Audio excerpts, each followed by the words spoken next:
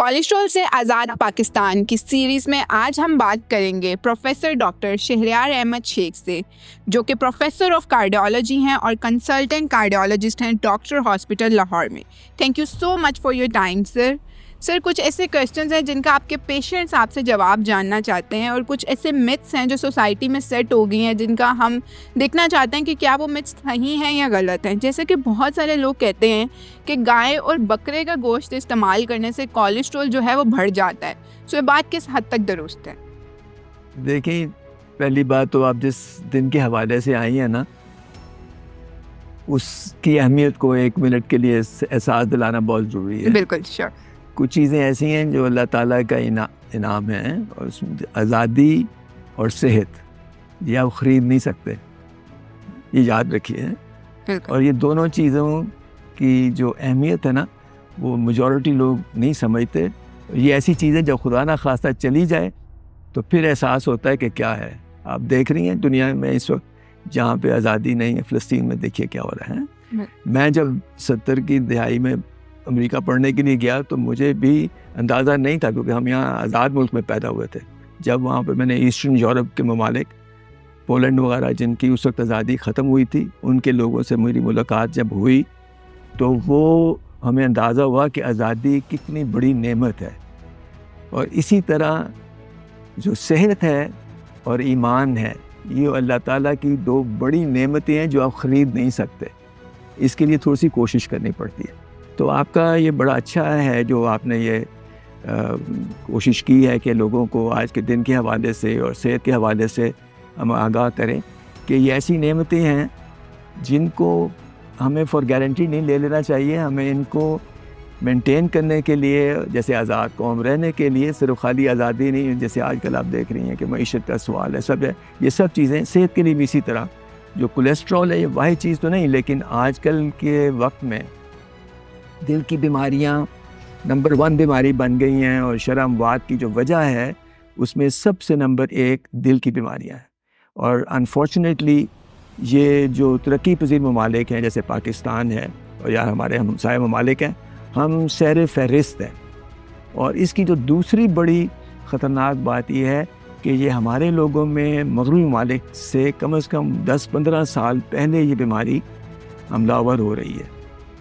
سمجھے، اس سے بہت ضروری بات ہے۔ یہ جو جوان لوگ جو ہیں ہمارے، جو آج کل آ رہے ہیں، اس میں 30% ایسے لوگ ہیں جو 40 سال کی عمر میں اس بیماری میں مبتلا ہو رہے ہیں۔ سو جو اب آپ کے جو آپ کا سوال تھا، تو یہ موٹی سی بات یاد کر لیں کہ جو چیز بھی جانوروں سے آتی ہے، سو گوشت سارا جانوروں سے آتا ہے، اور اسپیشلی جو لال گوشت ہوتا ہے یا پروسیس میٹ جو ہوتے ہیں، یہ سب کولیسٹرول زیادہ ہوتا ہے۔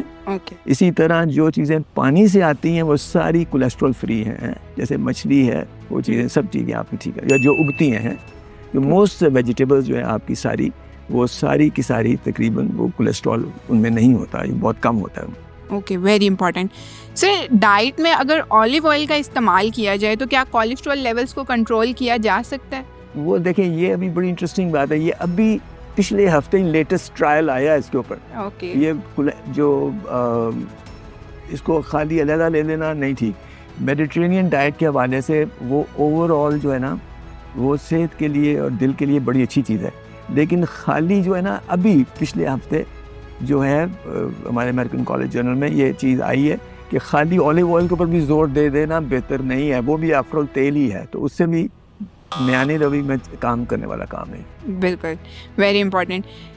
سر، اگر دیکھا جائے جیسے تیل کی ہم بات کریں تو اسی طرح چکنائی والی چیزوں کا کولیسٹرول بڑھانے میں رول ہے یا وہ لی جا سکتی ہے؟ وہ دیکھیں نا، میں نے آپ کو پہلے جیسے عرض کیا کہ جو چیزیں بھی، میں ہمیشہ پنجابی کہنا سمجھانا تھے کہ جڑیاں اتنے سارا کانسیپٹ ہے کہ جی جان بنانا والی چیزیں ہیں، سمجھے کہ نہیں؟ وہ اب چیزیں ختم ہیں، وہ باتیں اب جان نہیں بناتی ہیں، وہ جان لیتی ہیں۔ وہ ٹھیک ہے اعتدال میں ہر چیز، لیکن یہ ہوتا ہے نا کہ خاص طور پہ آپ صبح اس اتنا مکھن اور اتنا دہی اور اتنا دودھ کے 4 گلاس، یہ اب زمانہ ختم ہے، کیونکہ وہ اس وقت خوراک اور آپ کی جو طریقہ زندگی تھا، چلنا پھرنا، یہ ساری چیزوں کو مختصراً ان کا آپس میں کچھ تھا، ربط تھا۔